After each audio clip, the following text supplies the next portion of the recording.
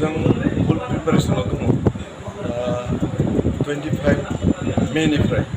आसाम टीमनि कोचिं काम सिलेक्शन केम्पआ जागायजेनगोन जों डेमक्रेसियाव प्रेक्टिस खालामनानै बेनिफ्रायनो आसाम टीमा नेशनेल गेलेगोन आरो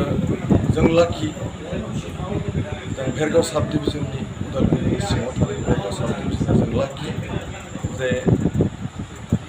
अंडर 17 गर्ल्स फुटबल टुर्नामेन्टखौ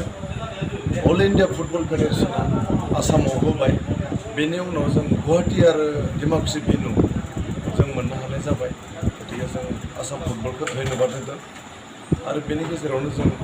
आसामनि स्पिकार बिथांखौ बिथाङा नैबे पानेरि समस्तिनि एमएलए लोगोसे आसामनि स्पिकार हिसाबै बिथांखौ रोजा रोजा साबायखर बावदों बिथाङा बे खेलखौ खुंनो थाखाय जोंखौ हेफाजाब मदद होनो थाखाय बिथाङा जों खोथा होनाय मथे मोनफ्रोमबो डिपार्टमेन्टखौ लानानै दिनै जों रंगाजुलि आइबिआव जिरायना रायलायनायनि गेजेरजों सल्युसनाव फैनो हाबाय जे माने 15 जुननिफ्राय जानो गोनां जितु नेशनेल फुटबल वुमेन टुर्नामेन्ट 2022 बेयो जोंनि डेमक्रेसि स्टेडियामाव 21 जुननिफ्राय 26 जुनसिम डे नाइटआव जागोन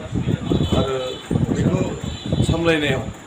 मानगोनां आसामनि स्पिकार बिथाङा जोंखौ हेफाजाब मदद होदों गतिके आं सानो माने 100% एसे कालारफुल जानानै प्रग्रामा बारग'लांगोन होननानै मोनबेसे रायजोआव बे डेमक्रेसि भेन्यूआव 8टा स्टेटआ पार्टिसिपेट खालामगोन बर्तमान प्राय 8टा स्टेटआ गुवाहाटीनिफ्राय 18 जुनाव जोंनि डेमक्रेसियाव आगान होफैजोबो गतिके जों गुवाहाटीनिफ्राय रिसिभ खालामनानै जों बिथांमोनखौ बेयाव थानाय जानाय लाहार फाहार जों उदालगुरि डिस्ट्रिक्टनि गेजेरावनो हटेल थिक खालामनाय जादों आं मिजिंथिदों खुनु बिखंगथि जायालासिनो बे नेशनेल खेलाया